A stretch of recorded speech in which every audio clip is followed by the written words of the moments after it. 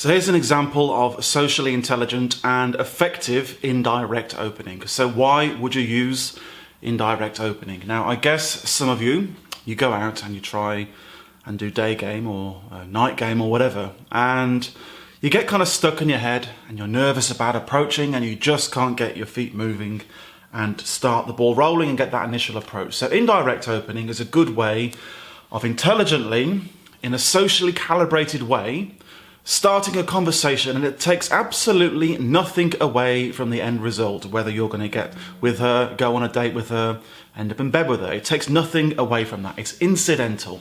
The opener and what you say, the content of what you say is 99% largely incidental.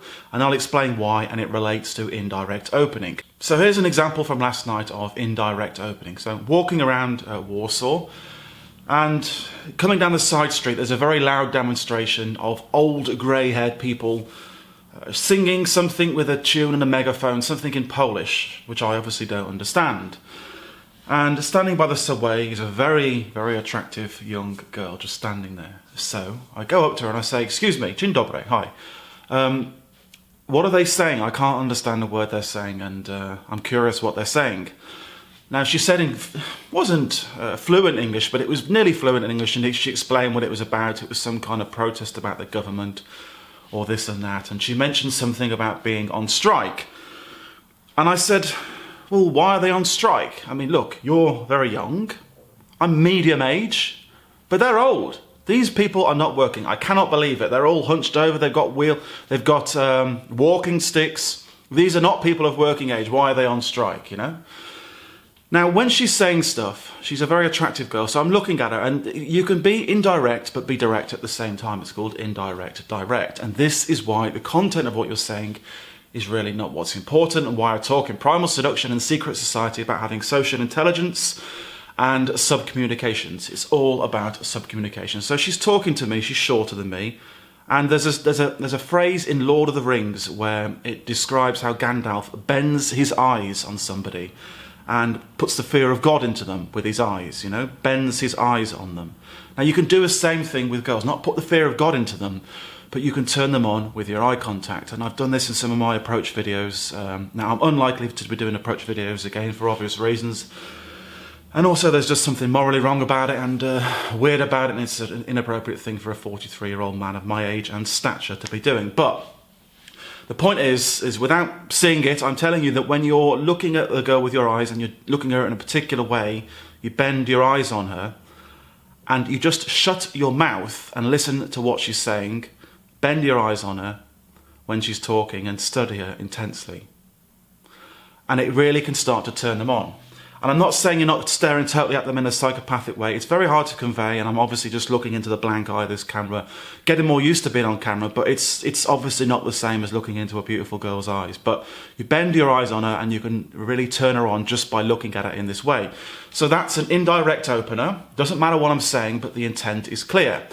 Then what you do after the indirect opener is you can transition. Now, I'm going to upload new content to the Secret Society. There'll be a video about it tomorrow. I've already done 30 minutes or so, so the value of that product is already going up. I'm going to do about routines, and not routines, but scripts essentially for newbies, for training wheels, but not in a prescriptive way, but with principles. And it's these kind of principles that I'm talking about here. Like I say, it's going to be in Secret Society, but it's principles like bending your eye and indirect direct. And again, Secret Society is all about social intelligence.